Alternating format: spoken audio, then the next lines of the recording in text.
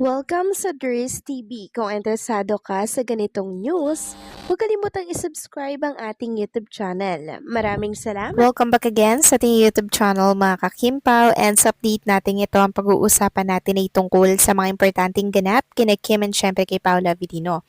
So ang pag-uusapan na tatalakayin natin sa update na to ay may kaugnayan nga po mga kakimpaw sa malaking desisyon ni Paula Avellino na talaga namang gumulat po sa lahat. Sa desisyong ito kasama niya si Chinita Princess at yan po yung nakakatuwa na topic natin and syempre nakakakilig. Pero bago natin pag-usapan yan, maraming salamat po sa inyong patuloy na pagsuporta at pagsubaybay sa mga daily update natin.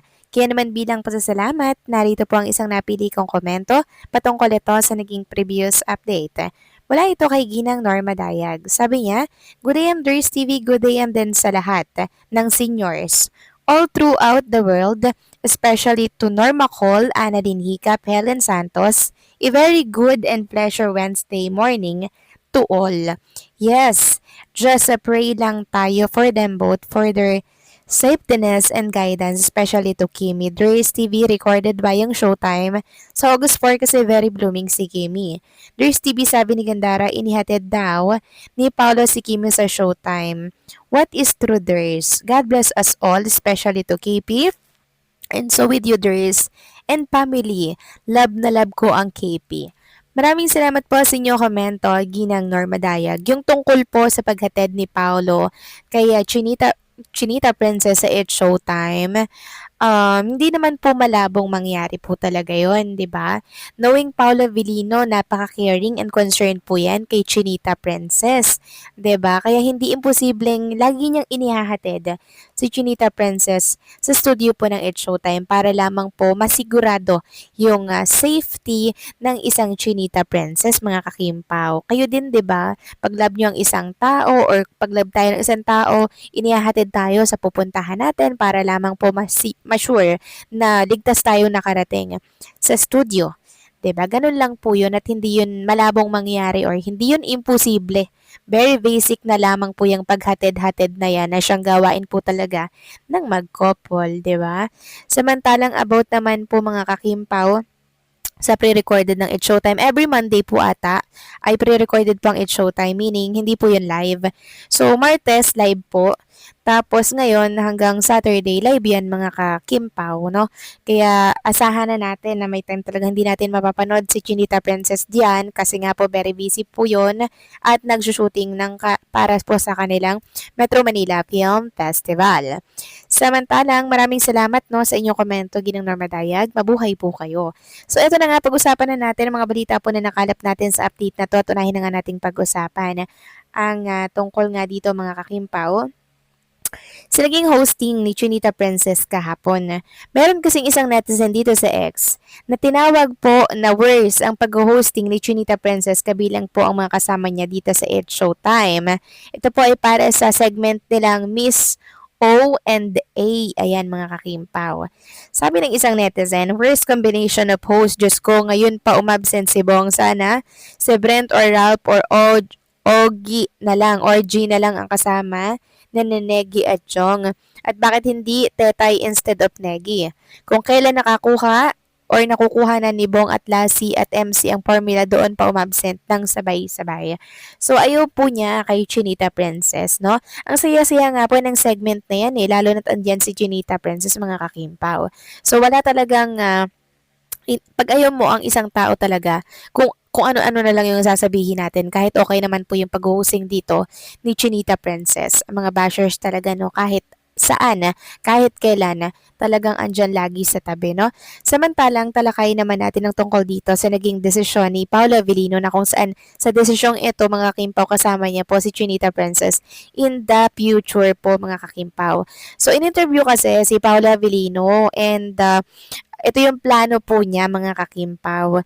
Sabi dito, kapamilya actor Paolo Avellino say entrepreneurship is nothing new for him, revealing that he has ventured into several business over the year, experiencing both success and failures long before opening his latest family entertainment venture.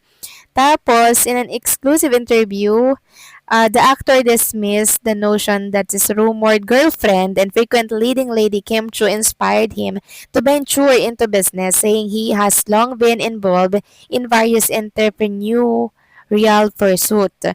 Not a lot of people know, but I venture into so many business in the past. May mga successful, maraming lugi, pero I've learned a lot in terms of business. He said, one of the biggest lessons he has learned is the importance of careful planning. Although both he and Chu have business interests, Avelino noted that they have different management styles. We have our own outlook on how to manage and handle businesses. Kim is very hands-on. She does everything from, like everything. Ako naman, I just choose roles that I know I can do.